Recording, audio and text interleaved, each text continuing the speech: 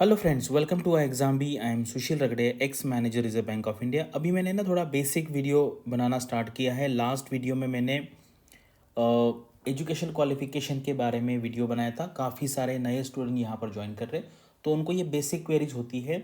उसी तरीके से एज रिलैक्सेशन और यहाँ पर आपको मैक्सिमम एज कितना है, कितने अटेम्प्ट्स है, इसके बारे में इस वीडियो में मैं बताऊंगा आपकी। क्योंकि ये जो है ना, अलग अलग स्टूडेंट अलग अलग टाइप के जॉब्स में होते हैं। कभी बीच में जॉब छोड़ देते हैं, कभी प्रोबेशन पीरियड है, किसी का मतलब जैसे बैंक है, किसी का बैंक्स कोलैप्स हो गया, बैंक्स बंद हो गया, लिक्विडेशन हो गया, ऐसे भी काफ़ी सारे केसेस यहाँ पे आते हैं। तो वो सारे केसेस का मैं यहाँ पे जवाब देने का ट्राई करूँगा। अगर मैंने वीडियो में नहीं कवर किया तो आप क्वेश्चन कमेंट सेक्शन में पूछ लीजिए, मैं उसका आंसर यहाँ पे दे दूंगा। और ये एक बहुत इंटरेस्टिंग केस है। आरबीआई असिस्टेंट अगर आप हो और आपका एज 40 है, आप जनरल कैटेगरी में हो, तभी भी आप आरबीआई गेट बी का एग्ज़ाम दे सकते थे। ये बहुत इंटरेस्टिंग है, इसके बारे में मैं आगे वीडियो में बताऊंगा। चलो यहाँ पे स्टार्ट करते हैं।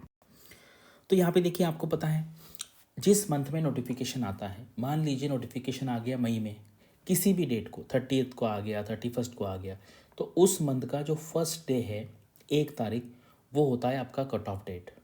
अगर नोटिफिकेशन जून में आता है तो 1 जून होगा, ठीक है। नोटिफिकेशन जुलाई में आएगा तो 1 जुलाई होगा। ये जनरल नॉर्म है, ऐसा कहीं लिखा नहीं है। कभी कभी आरबीआई ने 1 जनवरी भी किया था, वो अपने मन से करते, लेकिन स्टैंडर्ड नॉर्म ये है, जिस मंथ में नोटिफिकेशन आता है उस मंथ का 1 तारीख ये कट ऑफ डेट होता है एज कैलकुलेट करने के लिए। नॉर्मल अगर आप देखेंगे तो मिनिमम 21 है, मैक्सिमम 30 है जनरल कैंडिडेट्स के लिए एंड ईडब्ल्यूएस कैंडिडेट्स के लिए। अगर आप SC ST से होते तो आपको +5 ईयर्स मिलते हैं, आप ओबीसी से तो +3 ईयर्स मिलते हैं। अगर मान लीजिए एक सर्विसमैन है तो 5 साल मिलते हैं। अगर आपका बैंक क्लोज हुआ है, ठीक है, लिक्विडेशन में है, या आपकी सर्विस कुछ इकोनॉमिक वजह से टर्मिनेट हुई है, वहाँ पे भी यहाँ पे 5 साल का यहाँ पे एज रिलैक्सेशन मिलता है। लेकिन ये वाले लोग बहुत कम होते हैं। मैक्सिमम लोग ये कैटेगरी वाले, या फिर आप क्या कह सकते हैं, बैंक का एक्सपीरियंस जो है, इस टाइप के लोग ज़्यादा होते हैं। तो यहाँ पे देखिए, ये भी एक है, बहुत कम लोगों को पता है। अगर आप PhD कंप्लीट आपकी हुई है, इसके भी इतने सारे सवाल आते हैं, कम से कम 10-15 एवरी ईयर आते हैं। PhD में एडमिशन है तो नहीं मिलता है, PhD कंप्लीट होना चाहिए, +4 ईयर्स मिलेगा। एंड जिसका MPhil हुआ है उसको 2 साल का एज रिलैक्सेशन मिलेगा। स्टाफ कैंडिडेट यानी कि कोई आरबीआई असिस्टेंट है या ऑफिस अटेंडेंट है, ग्रेड A ऑफिसर है, तो उनको अपर एज लिमिट बिल्कुल भी नहीं है। लेकिन जो अटेम्प्ट की लिमिट होगी वो वही रहेगी। आपको पता है UR के लिए एंड EWS के लिए 6 अटेम्प्ट है, और बाकी सारे कैटेगरीज के लिए अटेम्प्ट का कोई लिमिट नहीं है। यानी कि अगर आप जैसे मान लीजिए ओबीसी कैटेगरी से आरबीआई में हो, ऑफिस अटेंडेंट पे हो, असिस्टेंट लेवल पे हो, या ग्रेड A पे हो, तो आप कितने भी कभी भी यहाँ पे एग्ज़ाम दे सकते हैं। लेकिन जनरली लोग इंटरनल प्रमोशन लेके ग्रेड B बन जाते हैं। लेकिन मैंने कुछ एग्जांपल्स देखे हैं जिनको पहले लगा कि यार प्रमोशन नहीं लेना है, बीच में लगा चलो लेना है, तो मैंने देखा है कि एट द एज ऑफ 40-45 कुछ लोग यहाँ पे RBI grade B direct exam से भी बने। अभी नहीं, 15-20 साल की बातें वहाँ पे हुए थे। इसके बाद अगर आप DPR DSM के लिए अगर आप रिसर्च जॉब में हो तो भी आपको 3 साल का यहाँ पे एज रिलैक्सेशन मिलेगा।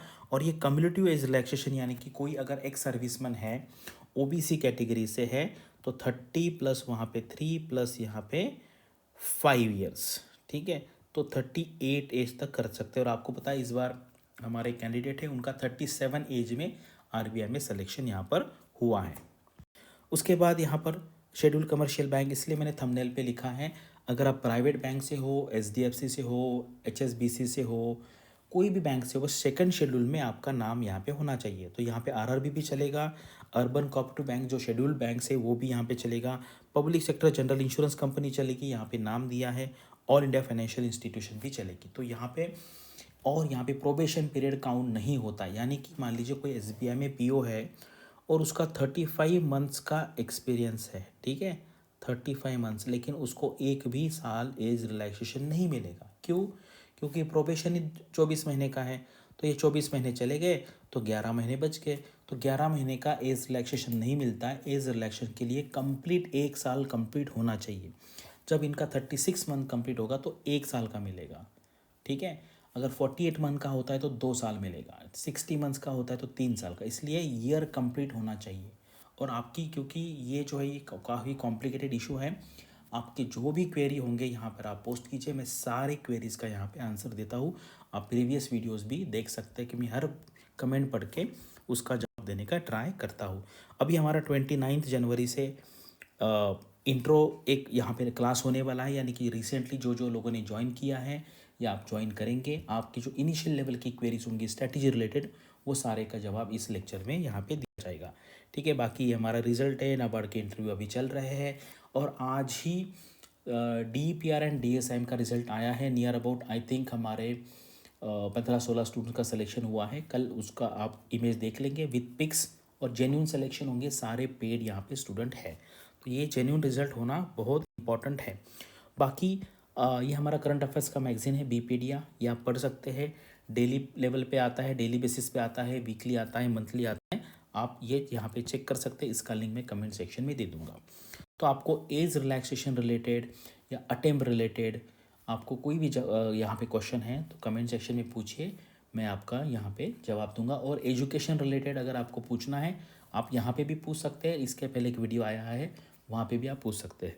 Thanks for watching this video and all the best for your studies and upcoming examinations.